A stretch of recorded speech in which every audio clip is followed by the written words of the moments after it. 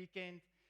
Just encouraging to hear testimonies from our growth weekend. And we have these growth weekends because we really value people's growth. We want people to grow in the calling that God has for them. I wasn't able to make the growth weekend because we had a campus conference. And this is like a regional conference where students from all the major universities come together. And there were over 700 people this weekend worshiping God. And the heart behind these conferences is to inspire, to equip, but then commission students back to their universities for them to own their own universities, their own res, their own faculty. So it was just an awesome time. And so I'm thankful just for Donnie asking me to preach this morning. And it really, as I was preparing for the sermon, it felt important. It felt like an important topic, and I've been enjoying this relationship series a lot. It has been challenging, it's been convicting, it's been encouraging, and as I was preparing, it was tough. The reason why I'm saying it is because relationships isn't easy. Maybe I shouldn't talk on behalf of everyone. It's not easy. It takes intentionality, it takes work, it takes scheduling, it takes time. It takes effort. And it's just been an awesome series. I want to recap a bit. If you've missed some of it, this is not going to do it justice. This is going to be just spoilers. So, spoiler alert. But we started off the series. Donnie preached about rediscovering God's heart for relationships. God is the designer. Spoke about the relationships that was broken in the Garden of Eden because of the fall of man. Second week, Donnie also preached about restore, is that there is longings that we all have, and God is restoring relationships. And then last week, in this morning service, Pastor Roger is our Southern Africa leader. He preached about refresh, is that we go through difficult times in our relationships. Just gave a personal testimony, but we need God to refresh our relationships. And it's just been a great series for me. I hope it's been encouraging to you. And today we're heading off, and I have a privilege to wrap up this series. And my topic for tonight is, this morning,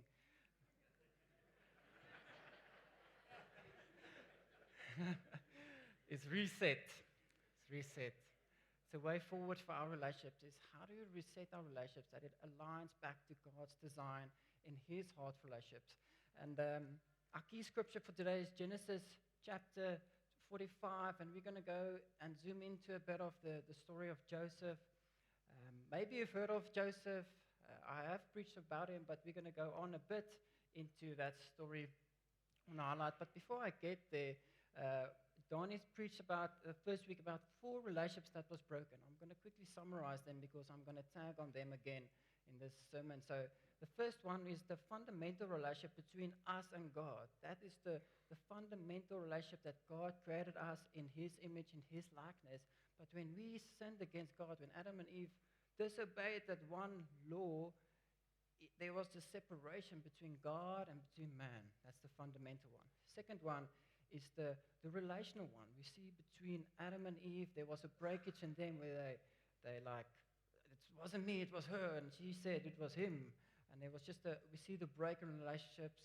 The third one is the one where we see that there was a curse then for creation, where there was just like now we're striving in our work. There's things happening in the world. There's a curse in this world. We have famines, we have poverty, we have pandemics, we have cancer, we have just things in this creation. That's not how God originally intended. The one I believe I skipped is the personal one, is the relationship with ourselves was cursed. They tried to hide themselves. There was shame. There was a loss of identity. And it's just a sad story because we were created in the image of the Creator. And just the comparison between just our broken relationship with ourselves. So we're going to jump into chapter 45. Before we get there, what I want to just highlight there is that we see that relationship with humans is broken between God and man. But here we see just how that has just been in Joseph's life, where there was a breakage in relationship between him and his brothers.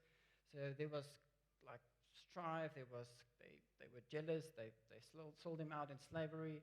Long story short, we just see it over 22 years. That's not been reconciled. But then the one that we see also played out in the creational one is there's a famine. So there's a famine, and if we don't steward the resources well, everyone is going to die out. So we see those broken relationships played out. And even still today, we still see the fruit of those broken relationships where we are today. So we're going to read together chapter 45. Now, this has just been after Joseph. It's almost like this game that Joseph played with his brothers. Then they come there. He sends them off, them not knowing who Joseph is. And then they come back. And then he's now at this moment where he's making himself known to them. All right, are we ready? Yes? Yes. Great, let's read Genesis chapter 45, verse 1 to 5. Then Joseph, he could not control himself before all those who stood by him. He cried, "Make everyone go out from me." No one stayed with him when Joseph made himself known to his brothers. And he wept aloud so that the Egyptians heard it. And the household of Pharaoh heard it. And Joseph said to his brothers, "I am Joseph. Is my father still alive?" But his brothers could not answer him, for they were dismayed at his presence. So Joseph said to his brothers, "Come near to me, please." And they came near. And he said, "I am your brother Joseph, whom you sold into Egypt. And now do not be distressed or angry with yourselves, because you sold me here. For God sent me before you to preserve life." We're going to jump in the scripture, and before we do that, I just want to pray for us. Is that okay? Yes, Father, I thank you for your word. I thank you for the power of your word. I thank you that we can have life and just acknowledging that your heart for relationships is to have it reset and restored back to your original design. I pray that this morning, Lord, that you would come and do the work through the preaching of your word, and may it bring honor and glory to you. In Jesus' name, amen. Amen. So it's quite an interesting place to start a sermon because it's in the middle of the story. But I trust that through this chapter, through these 5 verses, that we'll see God's heart to reset our relationships. So my first point this morning is that Joseph had history with his brothers, right? There was 22 years of history. And him sitting in this room, I believe he was like sitting on like a authoritative seat, looking at his brothers, and him making himself known. And as he's looking maybe to his brothers, there's some memories that starts popping up. There's some past history. There's some stuff that just come up. And you maybe look at his brothers and he thinks back, oh, they were jealous of me. They conspired and they threw me in the pit. And he maybe looked at his brother Reuben into his eyes, and just thinking back of how Reuben was the one that let's like tore his clothes, let's make it full of blood so it might look like a animal like did something, and you just sensing this pain and you just get us the sense that there's jealousy and Joseph not feeling understood, not feeling affirmed through those relationships, or maybe looking at your older brother Judah. He's the one that said, okay, no, let's not kill him. Let's sell him into slavery. They saw the Ishmaelites coming, and they sold him into slavery. And you're not feeling very blessed in that moment. Where you were in a wealthy family, you were loved, really loved. You felt secure in your family, and now you have no sense of belonging, no sense of security. You are sold into slavery, and you don't know what's happening. And Joseph's looking at his brothers, his memories just start popping up in his mind, and memories coming back, the pain, the suffering, the hurt, just of 22 years that's just been established in his life. And maybe you are here today and you have some history of some people. That also when they step in the room, it's almost like you get the shiver.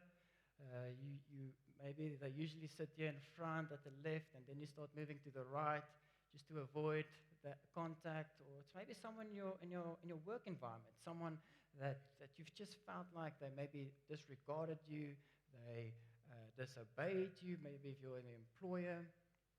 And there's just history between you, your employer, you, and a friend, you, and maybe a spouse, just things that you've just put under the carpet, and you've just allowed it to linger there. And you have history with your, with, with your people in your life.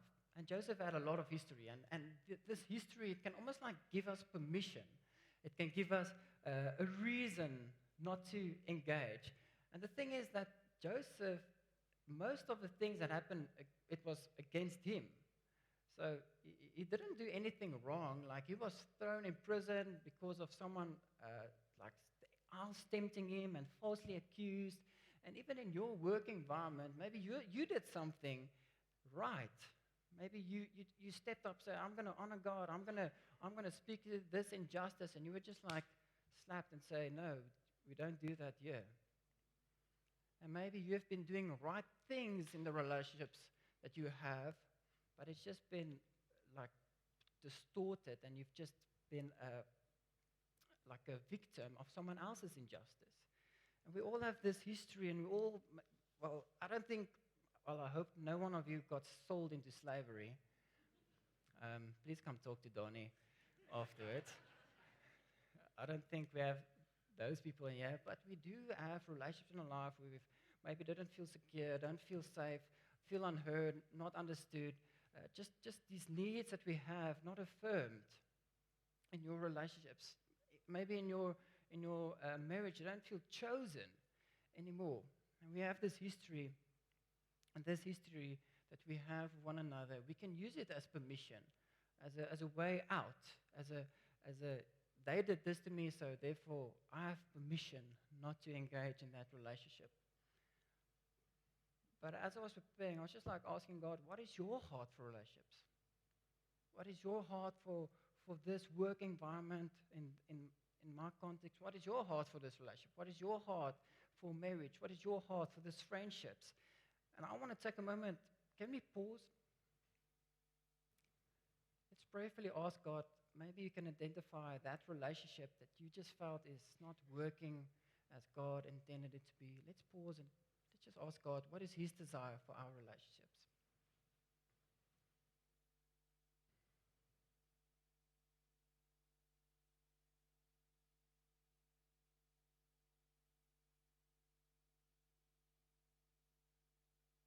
Father, may you come and reveal what is your heart. What is your desire for the relationships in our lives?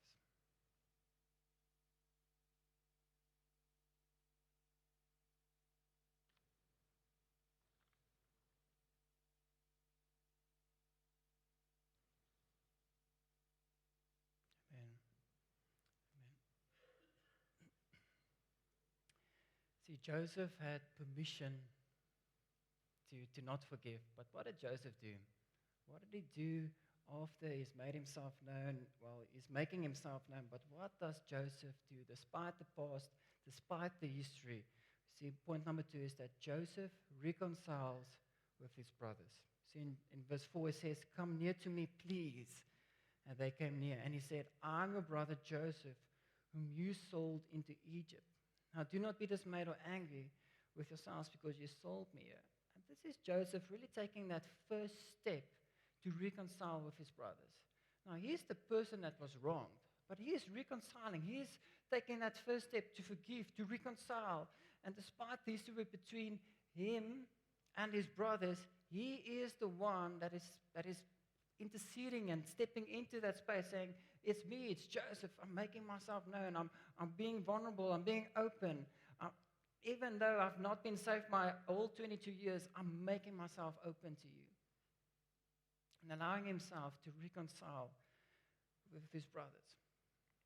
And see, Joseph is modeling here where he is taking that step, that first step to reconcile with his brothers.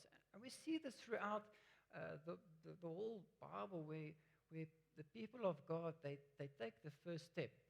First week, it was with Adam and Eve, and how God came close to him. We saw it with Abraham and his son that was rejected, and we see later where Ishmael was reconciled with his father, the rejected son. We see also, I also read in my devotional time with the story about David and Saul, how David was continually, ongoingly honoring the king that was like trying to kill him. And I'm just seeing all these models and the twin brothers, Jacob, Esau, how they reconciled with one another. The person that was wronged is taking the decision, and I'm going to forgive. I'm going to take the first step. I'm going to reconcile. We see Joseph, he did not need to reconcile with his brothers. So what I mean by that is like Joseph was fine. Like he's in Egypt, he has resources, he is wealthy, he has authority, he is governing people, he is fine. And he's been okay for the last 22 years without his brothers, right? He's okay. So his brothers coming here, they don't even know it is him. And Joseph, he was okay with these relationships. And I think as many times what we do, we are okay with our status, with our quality of our relationships. It's almost like we've compromised, we've become okay with mediocre relationships because it's almost like comfortable. And God challenged this in my life is that I had this, like as I was preparing, God just reminded me of where this all started with my relationship, just been difficult. In my primary school, my best friend, he moved to Australia. In like high school, my best friends, they moved out. In first year, going to university, all my friends, they went to different universities, don't know why. And then a few years ago, 2 years ago, best friend moved to George. And then last year, one of my best friends then moved because he had to work in a different city. And I almost see this trend of how the close relationships in my life is those who exit. And this has been keeping me from drawing near to people because they're just going to go out. They're just going to exit. Maybe it's things that also just came from my upbringing and how God said, but this is not my heart for your relationships. See, Joseph was fine, but still he chose to reconcile.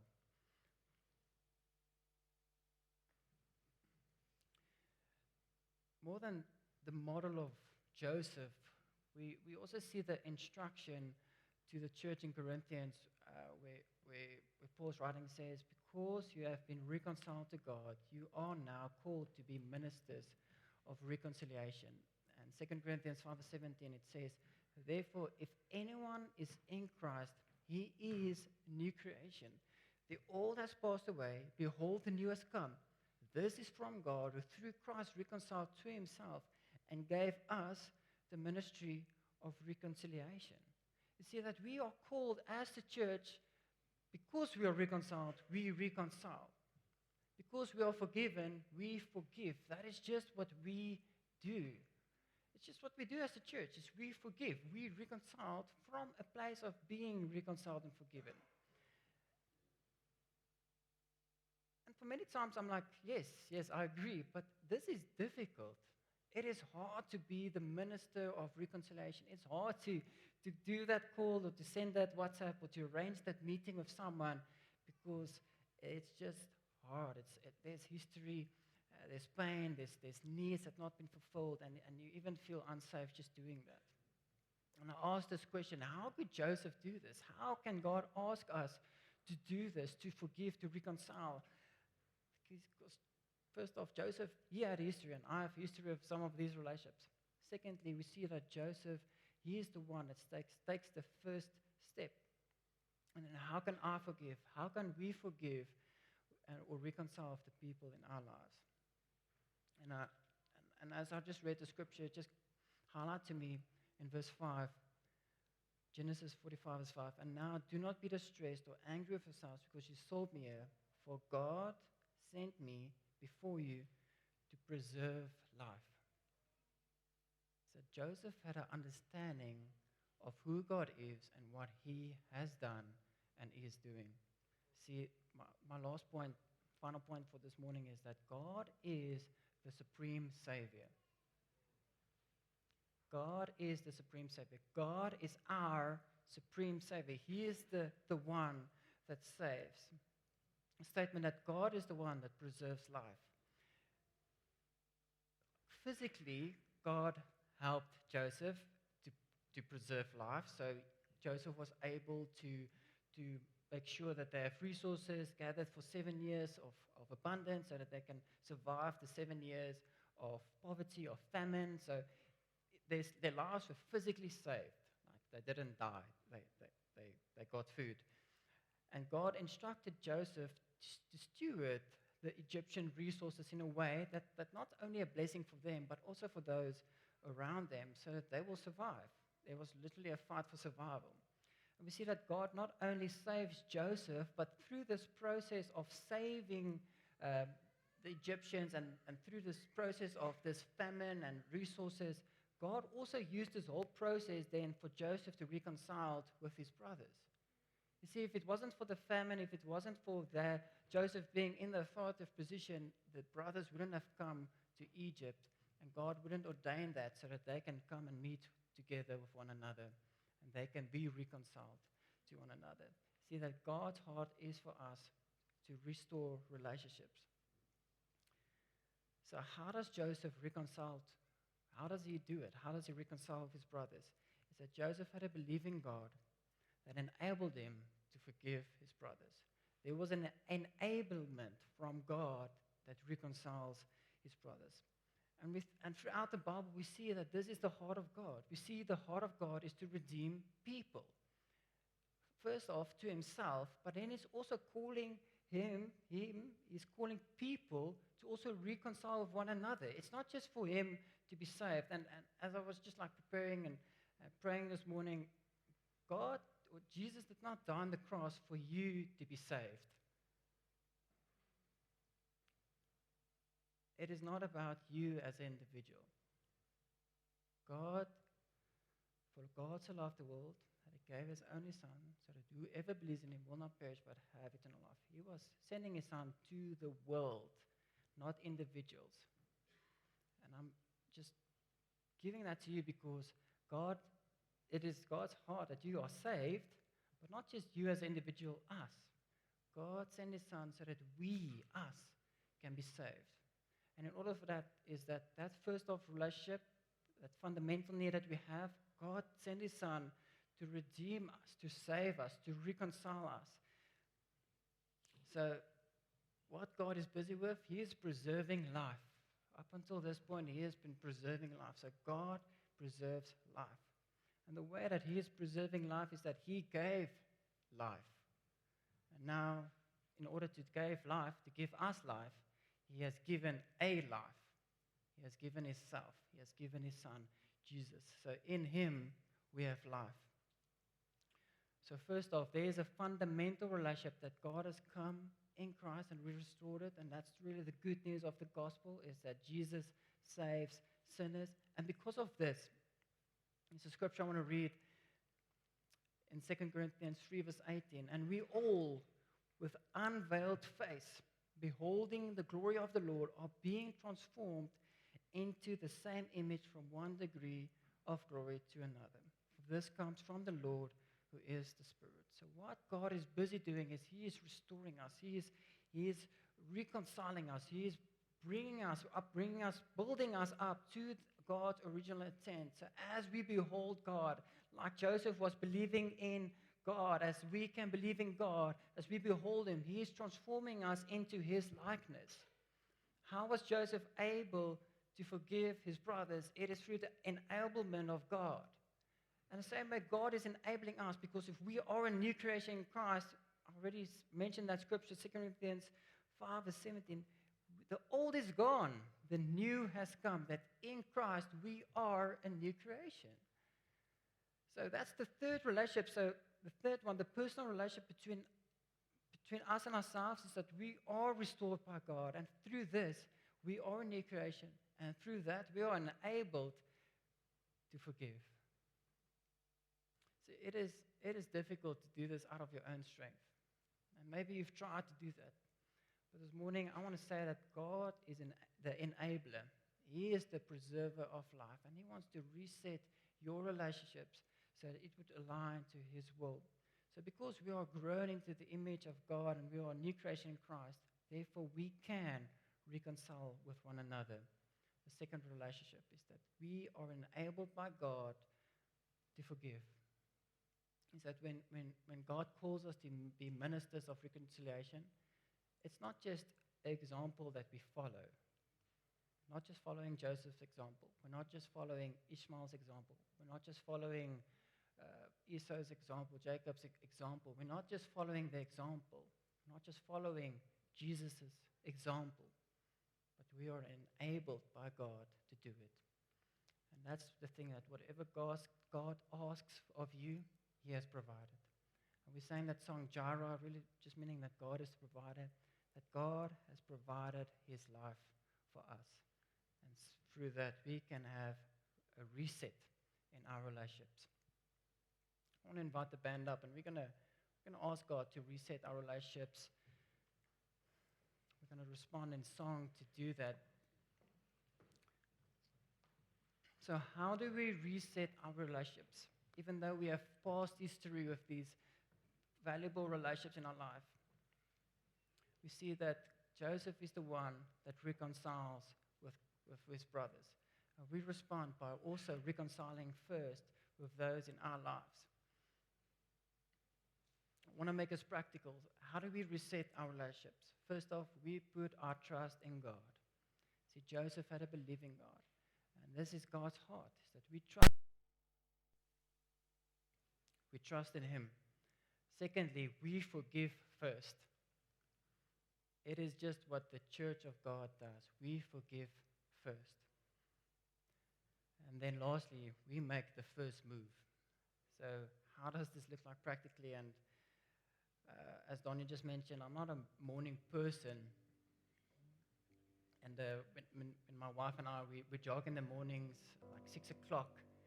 And it's almost the same way with how forgiveness works, is you put your trust in God and you forgive, but it doesn't mean your emotions are there. As I start jogging in the morning, I'm not there yet. I'm running, but I'm not awake. And then as I'm running, and maybe 2 kilometers in, it's almost like I'm caught up. I catched up to myself. And that's how many times our forgiveness works, is we believe and we put our trust in God, and because we are new creation, because of God's enablement, I forgive.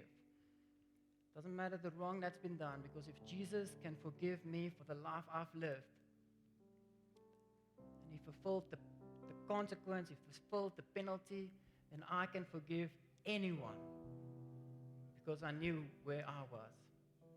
It's just the act of God's mercy in practice. So we respond because of that. But the emotions are slow. I forgive this friend, I forgive this colleague, I forgive the spouse, I forgive this person. That the emotions are just sometimes just slow to catch up. And may we not obey our emotions above the Word of God. Let's not wait for our emotions to feel okay before I forgive someone. All right? Let's put our trust in God. Let's forgive first, and then we make the first move. There's a difference between forgiving someone in your own personal space and say, God, I forgive this person, and going to that person and saying, will you forgive me? I am sorry. Even if there's something that you need to clear up, I just want to check this. That you need to do a practical step, because there's more at stake than just how you feel. There's a scripture that says that the world will know God by the love we have for one another. May the world be encouraged by how the church of God forgives, reconciles, gets rid of all the noise in our relationships, because we put our trust in God. Amen. Amen. Father, I thank you for what you've done on that cross. That you have enabled us because of the punishment, because of the consequences that you fulfilled in yourself, Lord, that we are restored back into you. We are a new creation in Christ. The old has gone, the new has come, Lord. Sorry for where we have almost lived in the old and not stepped in our new calling and our new identity. Thank you, Jesus, that you are now revealing your heart relationships. Even now, maybe sense that some of you are are angry at God for where He's been allowing things like He's been allowing the famine, He's been allowing Joseph's brothers to conspire. Like He allowed it everything. And you're just angry of God's allowance of pain.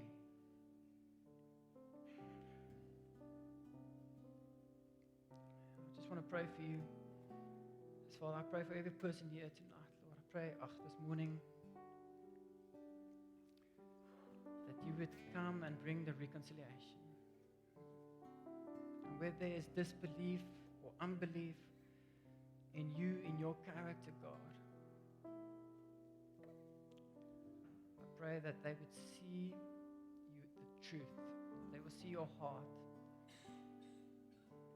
Father, I also pray for every relationship in this room, every broken relationship, every relationship that we've just been okay with. We know your heart is to reset those relationships.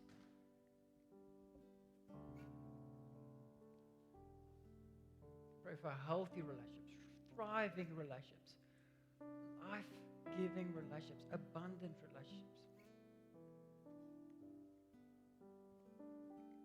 If you're here today and you want to publicly, just by a raise of hand, saying, I've been keeping stuff. I've been okay with the history and I've not taken that first step. And and you're saying, just like as an act of faith, just saying, I'm going to take the first move. I'm going to forgive first. I'm going to trust in God. Just by a raise of hand, just saying, you can even lift your hands as a sign of surrender to God and saying, God, I trust you. Yes, Father, you see these hands. You see the surrender. You see the response, God.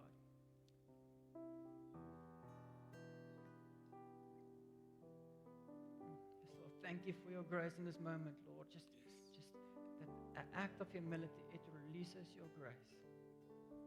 Yes, Father, I pray that for all these people that's raising their hands, Lord, we pray for a new season, Lord. Thank you that you are enabling them to be the ministers of reconciliation, to be the ones that goes first as a response for what you have done for us.